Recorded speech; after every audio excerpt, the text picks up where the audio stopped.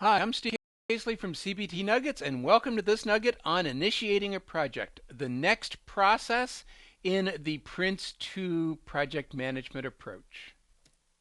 And initiating a project, or as the acronym is IP, is the real kickoff for the project. Our last process was starting up a project where we validated the eureka moment. It is a brief, upfront validation that the project makes sense. Initiating a project is the real planning, the real approval of the project. In initiating a project, our objective is to truly define the project, to identify and document the scope, and to identify the amount of time it's going to take to achieve the project scope, to identify the amount of money that it's going to take to achieve the project scope, and to identify the business expectations for the quality within which the project itself will be delivered. And finally, in this phase, we refine the business case and we re-obtain approval. But now, instead of a quick validation of the eureka moment, which is what we discussed in the last process, we are now obtaining approval, and I'm going to keep using the word for the real project. Unlike the last process, which is a brief upfront, initiating a project will take considerable time. So you may immediately say, so what's considerable time? And unfortunately, I have to give you a that depends answer. Considerable time is going to depend obviously, or at least I hope obviously, on the overall size and complexity of a project. And if this project is going to ultimately end up with a multi-year schedule and a multi-million-dollar budget, initiating a project is going to take months of effort. But if this project is going to be, I'm going to say, a medium-sized project, where the project is going to be done, let's say, in more or less a year for round numbers, and I'm not even going to try to put a budget factor on it, but it's going to be a medium-sized project in terms of your overall organizational expenditure, and really independent of the quality, initiating a project is going to take several weeks worth of effort. So again, if you're doing a multi-year project, the complex project, you can expect initiating a project to take months. If you're doing a one-year project, you can take initiating a project would probably take at least weeks of effort. But if you're doing a really simple project, it's going to be done in 6 weeks, and it's going to be done with $10,000, picking a number out of the air. It's very feasible that initiating a project can in fact be done in a couple of days worth of effort. So when I say considerable time, it will be considerable time, but it's going to be based on the overall size and complexity and magnitude of the project. But this is where we're truly defining the project and where we're truly defining the schedule, the budget, and the quality expectations of the business for the project. So we need to expect to take considerable time to do this. And what are we going to produce when we're all done? As always, our reoccurring theme throughout Prince2 is the business case is going to be updated for revalidation and reapproval, and we're going to produce this thing called the Project Initiation Document, or again, an acronym that it probably makes a lot of sense to memorize. This particular acronym is the PID. And the PID is going to be the combination of all of the work that we've done in initiating a project, and the PID is what's going to get presented to senior management to get approval to proceed to start work on the real project. And as I said, there's a lot of work that needs to be done in initiating a project IP. In fact, there are 8 activities that we need to consider to be successful with, to complete all of the expectations put on us as project managers as we're working on initiating a project. We need to prepare the quality management strategy. What is the business's expectations for quality? This is where we, again, using the homeowner's example where we define what our quality expectations are. We will accept the home if there's no more or there are no critical faults, no more than one major fault, and no more than 10 minor faults. What is the risk management strategy? Is this a risk-fearing project? This is an absolute mission-critical project, in which case there is no appetite for allowing any risk events to happen? Or is this a risk-seeking project? This is an R&D exploratory type project where we will actually expect risk events to happen and deal with them as they come up. We need to prepare the configuration management strategy. IT projects have a lot of configurable items. We need code management repositories, versioning repositories. We need to put our strategy together for that. And we need to develop the communications management strategy. Who are the key stakeholders? What are their information requirements? And in what form do we need to communicate project status to these stakeholders? And then the key aspect for initiating a project is to create the project plan, the schedule, the budget, the resources, etc., required to satisfy the business's expectations for the project. We're going to refine the business case based on the new, better information we have at hand. We're going to update the business case. We're going to redo the cost benefit, or at least update the cost benefit to ensure only the appropriate projects are approved. And then we're going to set up the project controls. We're going to define what is the scope and control of the project manager, and when do we escalate information to the project board and on to senior management.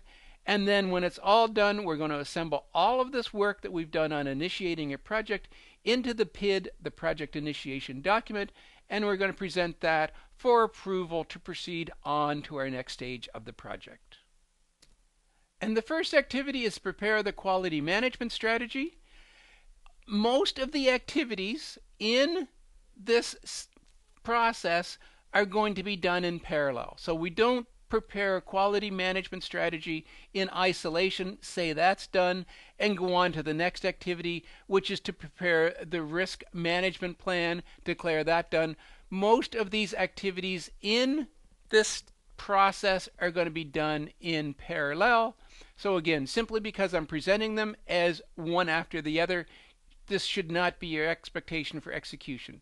In this particular activity, we're going to identify the quality expectations.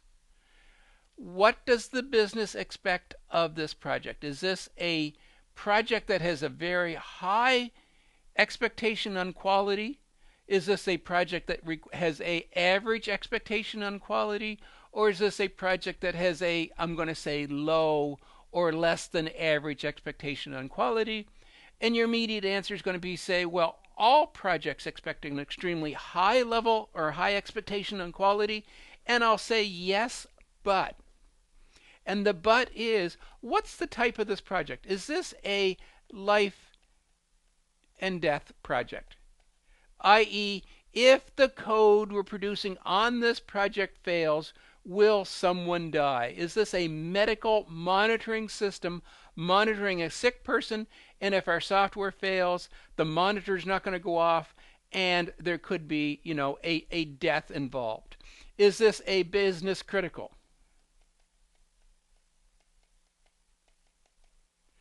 If there are any errors in the calculations, if there's any errors in the information provided by this particular application, could it result in very substantial business decisions? Could this going bad? Could this result in bad financial reports? Could this result in all kinds of bad business decisions being made? Is this a business, I'm going to say, as normal, where we absolutely want the project to have high quality data and appropriate information? But you know what? People in our business make mistakes. If there is a once in a blue moon scenario where code is executed that just normally doesn't get executed, and unfortunately it has a flaw in it, it's probably not going to be that big a deal. Or is this a nice to have? And I must say, I'm not aware of a lot of nice to have applications that go into business today because there's simply a lot of other demands on our applications that we don't have time to do the nice to haves. But the reason I lay this out is it's going to help us understand the quality expectations. If this is life or death, then we need to test every line of code. Because we can't have any line of code that's going to ever have a flaw in it because it is mission critical. Or is this business critical, where we need to test all significant business processes to the point of every line of code? The business processes that are deemed to be business critical absolutely must be tested with the degree of rigor for testing every line of code. Or is this business as normal, where we're going to test the core business processes thoroughly and we're going to test the remaining business processes well? And this is what I mean when we're defining the quality expectations. We can't simply say we expect every piece of code to be delivered fault-free, error-free, because I think we all know that the time and the effort and the cost to ensure that every line of code, every application is 100% tested and 100% error-free is cost prohibitive. So therefore, we need to understand what the business's quality expectations are, and we build our quality process accordingly. And with that in mind, we define our acceptance criteria during planning. And this is where, again, we're going to lay out no critical, no more than X major, and no more than Y minor faults. And we're going to identify the resolution methods. If it's a major fault, it must be resolved within 5 business days. And if it's a minor fault, it must be resolved within 10 business days, for example. And we're going to define these acceptance criteria up front, as I say, during planning, and I like to say during the calm and quiet of planning. We've made a determination that these are our acceptance criteria, and we're going to stick by them. Because my experience, when the project is getting close to being finalized and we're getting the pressures to implement, and we review the test results, and you know what? It's not 5, we actually have 7. There's going to be pressure for the business. There's going to be pressure on the project to say, I think it's okay. I think we can still implement. Yeah, I know we said it was going to be 5, but let's go ahead and do 7. If during the calm and quiet of planning we thought 5 was the right answer, 5 is probably the right answer, and we shouldn't deviate from those acceptance criteria that we did during the calm and quiet of planning. And then with all that in mind, we establish the quality processes. What are the inspections? What are the audits? What is the code analyzing tools that we need to have in play to ensure that we're validating every line of code? Or what are the analytical tools that we need to have in place to ensure that we're testing the significant business processes, and so on and so on and so on? So we're actually going to define the quality assurance and the quality control processes that must be built into our project. And then finally, we're going to create the quality register, where we're going to begin to track and monitor our adherence to the quality processes that are defined for our project. And our next activity, and again, not a serial activity, could absolutely be in parallel, is to prepare the risk management strategy. And much like we just did a moment ago in the quality management strategy, we need to first identify what's the business appetite for risk. So we determine what the risk profile is, and we determine what the risk tolerance is going to be. Is this risk seeking? Is this risk neutral? Or is this risk fearing? and again, I hope provide a better explanation for that, is this a project that, again, is mission critical?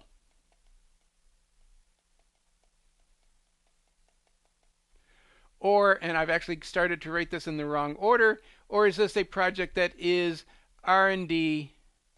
We're trying to create a new project. We're trying to create a new product. We're trying to create a new offering. And if we're able to create this new offering, then our organization is going to be successful and we're going to have a product for sale that none of our competitors have.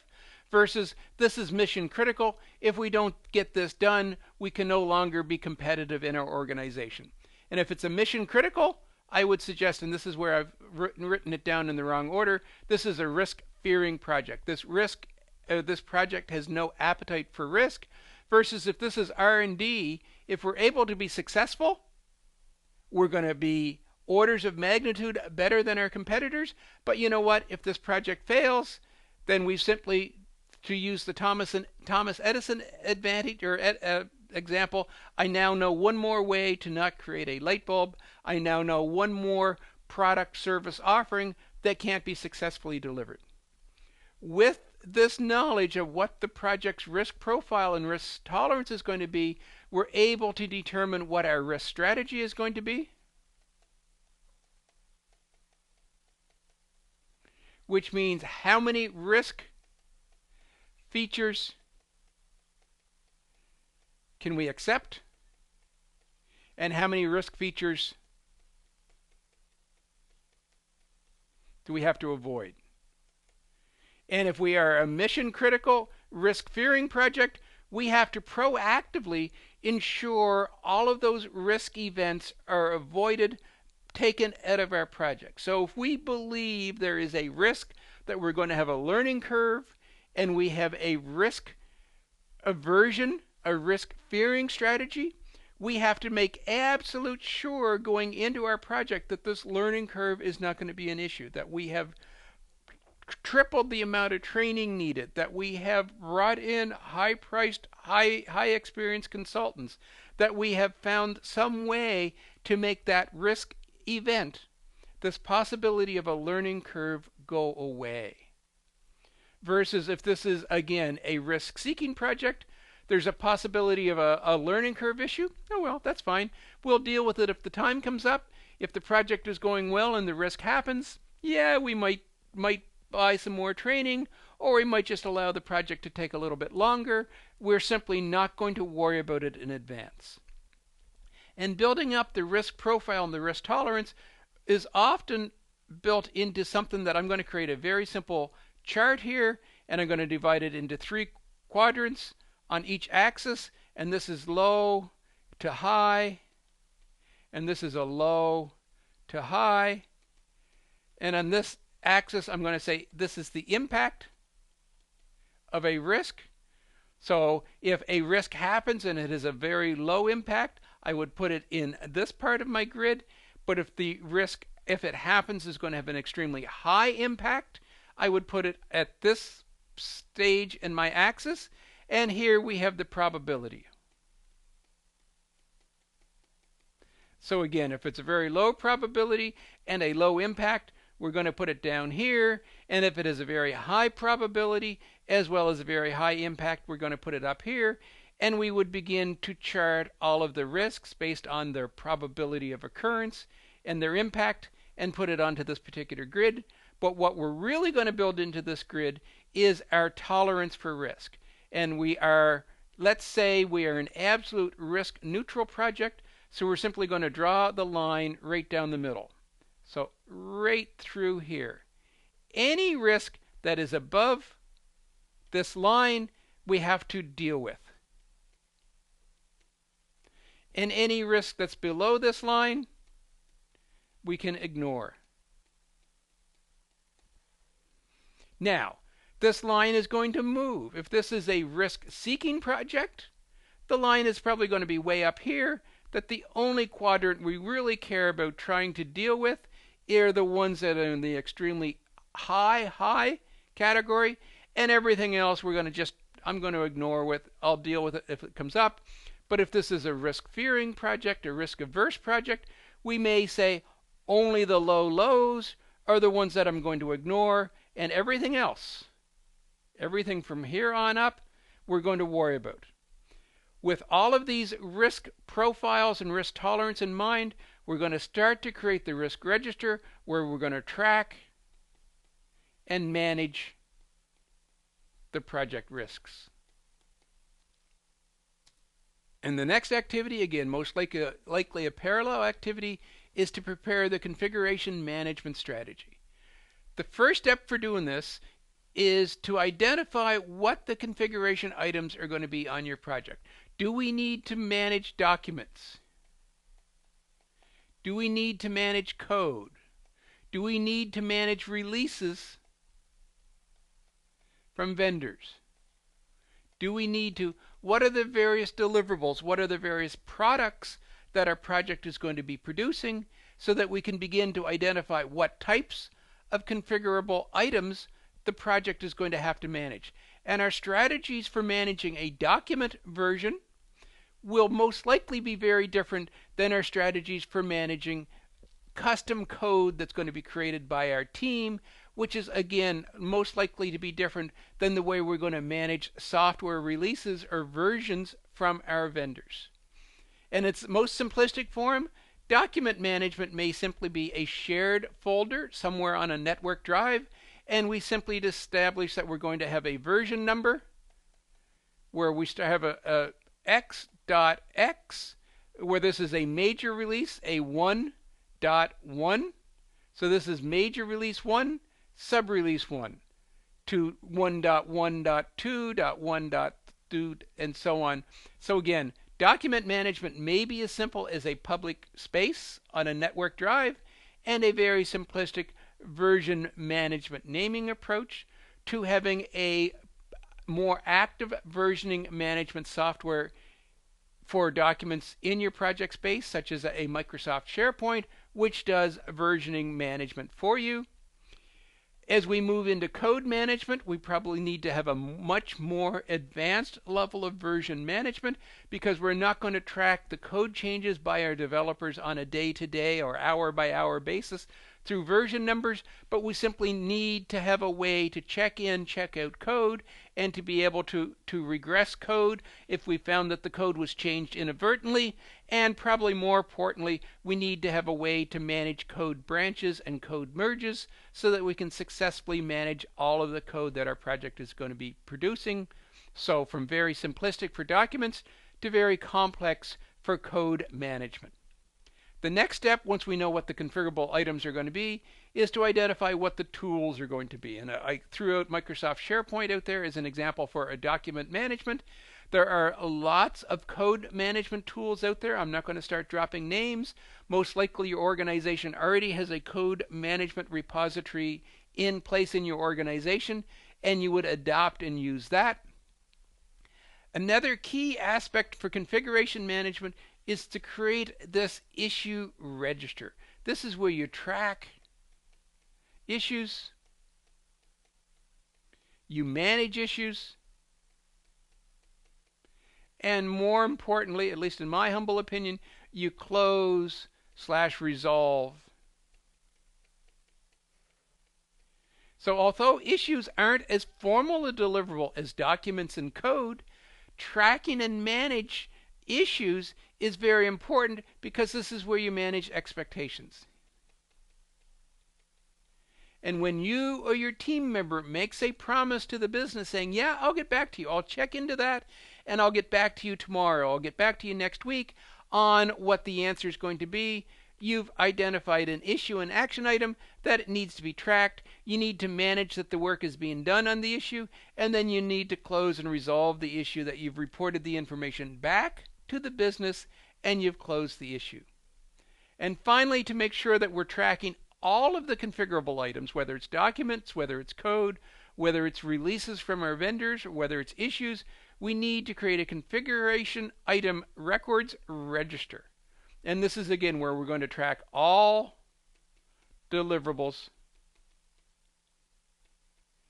so that we know what the current release is, and we know what the current approved is. And what the current release is, we may be working on 1.4, but the last time we sent it to the business for approval was at 1.2, where we did a minor update to 1.3 before we got it approved. We were into a next minor release in 1.4, so we need to be able to actively identify and manage all of the configuration items for our project, and we're going to do that through the identified deliverable, identified result from Prince2, which is our configurable items records register. And our next, again, I believe, parallel activity is to prepare the communications management plan, or strategy rather, and this is one of those items that Prince2 calls out that I really, really fully support. Not that I don't support everything in Prince2, but I believe a lot of project managers don't spend enough time and attention on their communications management strategy, and they simply assume that communications is going to happen by default, or by it's just going to happen. Well, guess what? Good communications doesn't happen. Good comms needs to be planned. And that's what this activity is all about, is developing a good communications management strategy or plan. And how do we do that? We start by identifying all of these stakeholders. Who cares about the project? What are their interests? Why do they care about the project? What are their information requirements?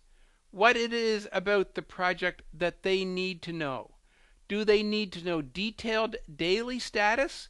Do they want to know relatively detailed weekly status?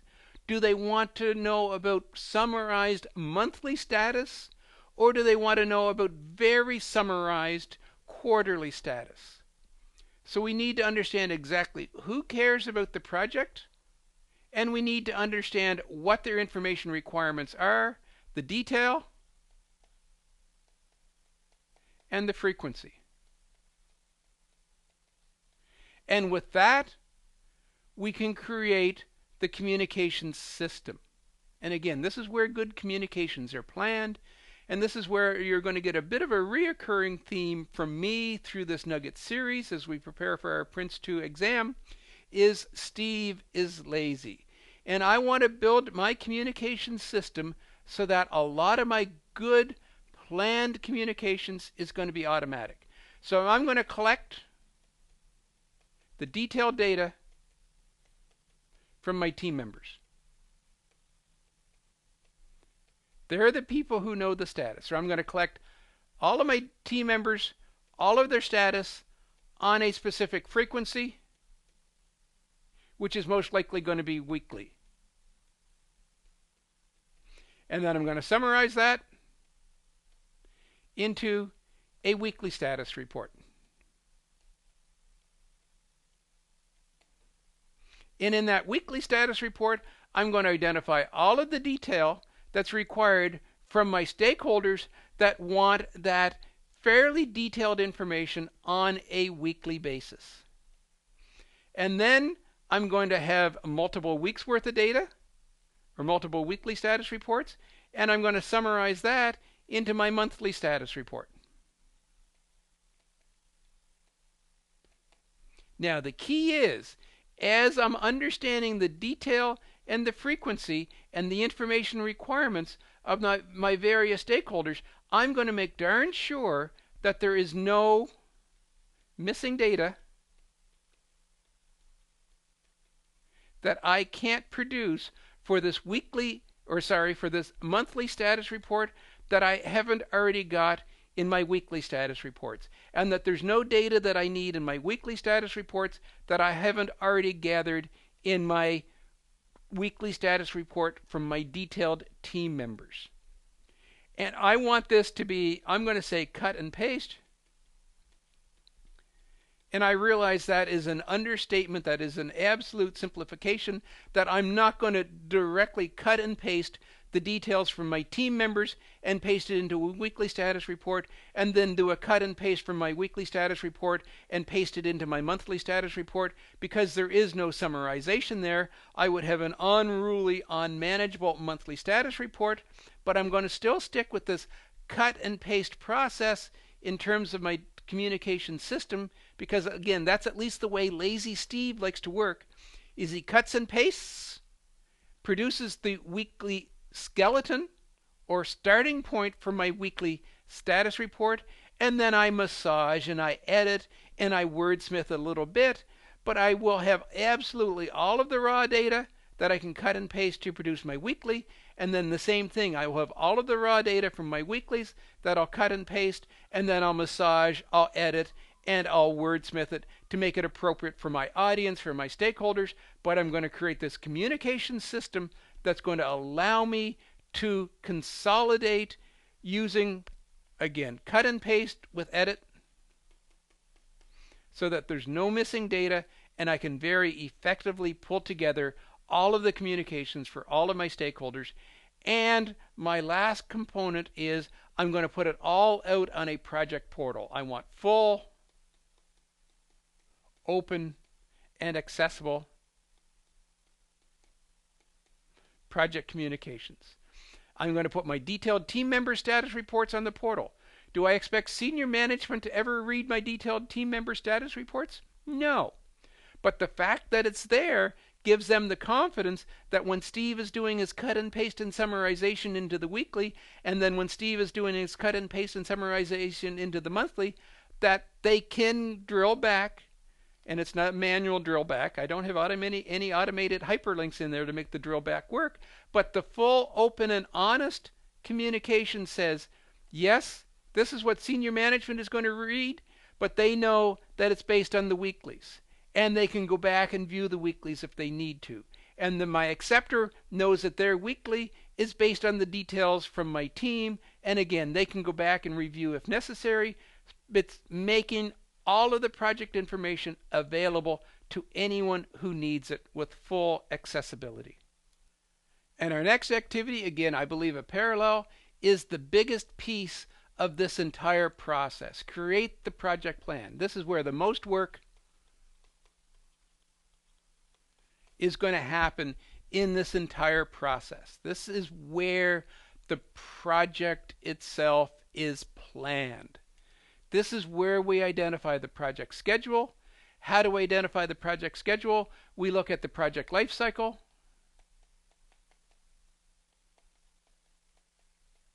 We identify all of the work. We do it at the stage. We do it at the activity. We do it at the task. We do it at the work package level. And we identify all of the work that's required to complete all of the scope requirements for the project. With that, we identify all of the resources that are required to be assigned to all of the work packages. We put that into a piece of project scheduling software, and we create a project schedule.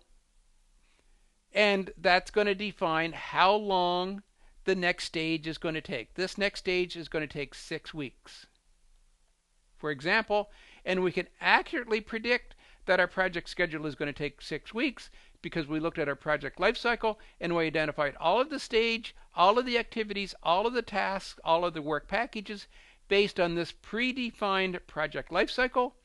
We assign the resources to it, and we let our scheduling software create our schedule.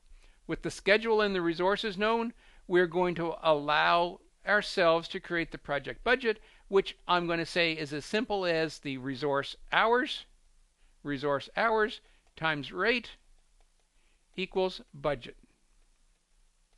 Now, typically the project budget is a little more complex than that, because not only are we going to have our resource hours that are working on our project schedule, but we're going to have other costs for externals, for supplies, for consumables, for whatever. But we're going to find all of the work and all of the resources required to support that work, and that's going to allow us to create the project budget. The key items that we're going to want to present to management is going to be these last three. The schedule and the resource requirements are internals that we need to do as project managers to produce the results. Senior management is going to want to see the budget. They're going to want to see the deliverables, what are the results, and they're going to want to see the milestones. They don't care that Joe the developer is going to be writing code module 15 on the third week of the project, but they're going to want to see what the key milestones are. So although our project is going to be very granular, typically when we present our project plan to management, it's going to be at a summarized milestone level. So this is the work, and this is the results of create the project plan. Now I realize I haven't spent a lot of time on this particular activity in this nugget, recognizing this is where I say you need to do the most work as a project manager, because this is where you create the project plan. This nugget series is focused on the Prince2 delivery approach, and the Prince2 delivery approach says this is the work that we need to do, not a detailed focus on how we identify the stages, the activities, and the work packages, how we do the resource requirements, how we calculate the budget. This is simply the identification of the work required. So again, I want to restate that. Don't oversimplify the work required to create the project plan by the fact that Steve has only spent very few minutes on this particular aspect. This is the work expected of us by Prince2. This is what the Prince2 exam is going to validate your understanding of, but there is a lot of work required to create a good, reasonable, effective project plan for your project. And our next activity, refine the business case, is done a little bit in parallel with all of the activities we've discussed to date, but now we're beginning to deal with the summarization of the results from this phase, where we're going to take all of the information, primarily the information from the last activity we just talked about, which was producing the project plan, and we're going to use that to refine the business case. And again, I'm not going to spend a lot of time on this particular activity in this nugget, because we've already discussed at length, several times actually through this nugget series to date, the importance of keeping the business case up to date at the end of every stage, or in this case at the beginning of the project where we are planning the project. We need to update the business case to ensure it reflects the best/current information. And part of that is updating the cost-benefit statement to reflect the new costs that we have from just producing our project plan, and then re-evaluating our business benefits to ensure the project still makes sense. And with that, again, I think the activity is refining the business case, discussed at great lengths. A very important fundamental process of Prince2 is keeping our business case up to date, but has been discussed enough in the series already that we don't need to spend more time in this nugget on that. And with this second last activity, we're really beginning to do mop-up, to do the summarization of this phase, where we're going to begin to set up the project controls. This is going to establish the project control points, or those escalation points, or the tolerances. So when the degree of magnitude of the variances exceeds the tolerances, we need to escalate. And that's what the project control points are all about. So based on the overall project size, the criticality of the project, the risk management approach, the uniqueness of the project, the skills available for the team members, the degree of confidence that we have that the project will be able to be delivered within the expectations, is going to help us define what our project control points are going to be. And again, recognizing that the control points are all about the escalation and the tolerances. When we have more than a 10% variance on schedule, when we have more than a 15% variance on budget, and so on, that the project manager must escalate that project control point to the project board. And when the variance is more than 20%, the project board must escalate to senior management, and so on and so on. So this is the final mop-up, if I can say that, of all of the work that we've been done for planning the project, which is, again, defining these project control points as our escalation and our tolerance points. And we're doing this because we want to make decisions at the right times, and we want to ensure that we're delivering the right information to the right people at the right times. So as a project manager, we know that when we're doing our weekly tracking of our actuals against our baseline, as long as the results are within a 10% variance of the schedule, that's within our power and authority to manage and to deal with it. But as soon as it goes above 10%, we need to ensure we're driving the right information to the project board, and at the right time, as soon as the variance has exceeded the 10%, is the right time, so that we are keeping this project under proper control, which is what setting up the project controls is all about. And this final activity is definitely not a parallel activity. This is a serial activity that's going to take place at the end of this process, which is assembling the PID, the project initiation document. And in this activity, we're going to consolidate all of the work that we've done in IP. And IP is initiate the project, not intellectual property. Again, we need to get used to the Prince2 acronyms, and in this case, IP is initiate the project. For those of you who are used to using IP, again, I often think of IP as intellectual property. No, forget about that for the purpose of your Prince2.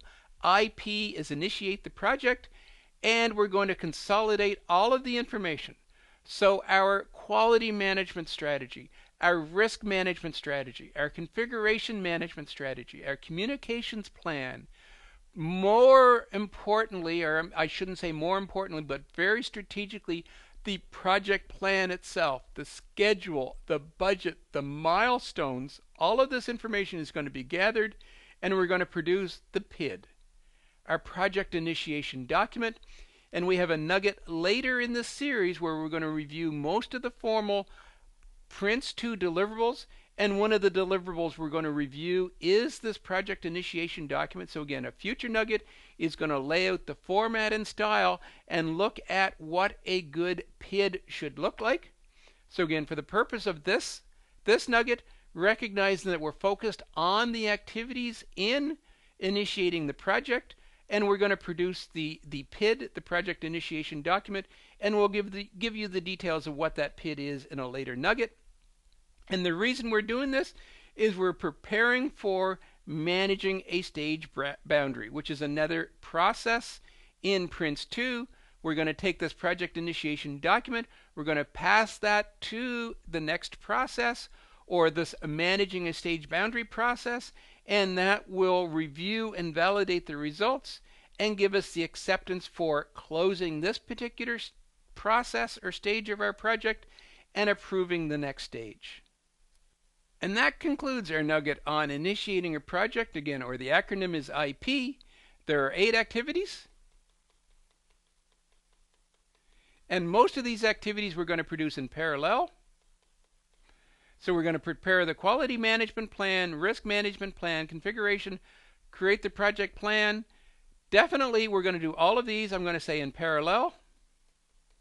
Or there is no one rigid requirement that we do one before the other. They're all part of the core activities that we need to do for initiating a project. And then with those done, we're going to start to wrap it up. We're going to refine the business case. We're going to set up the project controls, and we're going to consolidate all of this information into the PID, the project initiation document. In this nugget, we talked about defining the quality management strategy. What is the business's expectations for quality? Is this a mission critical project, in which case all key business process lines of code must be thoroughly tested?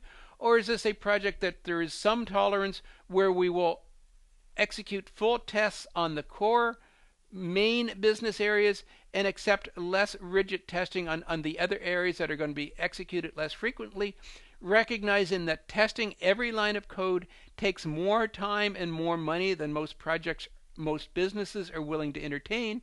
So we need to understand what the business's tolerance for quality is going to be.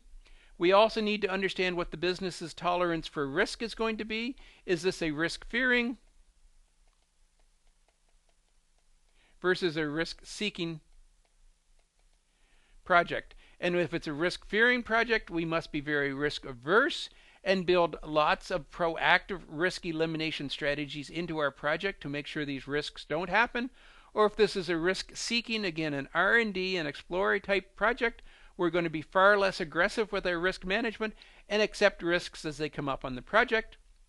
We need to understand what all of our configuration items are going to be, what are all our documents, what our code management strategy is going to be, what our vendor software management strategy is going to be, and what our tools for managing all of our configurable items are going to be, and document our strategy for doing that. Again, Steve spent specific time talking about developing an effective communications management plan to ensure that we have a calm management system that is easy and effective, to ensure we're delivering the right information to the right stakeholders at the right time.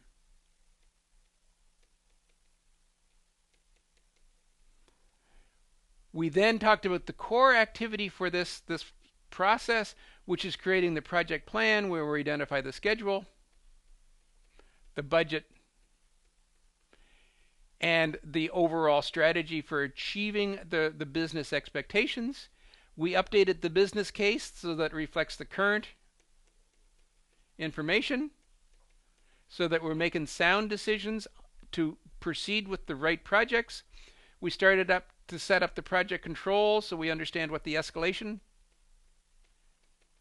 process is going to be. And finally, we consolidated this all into the PID, the project initiation document, and we presented the PID for formal approval of this process and to get formal approval to move on to work on the project.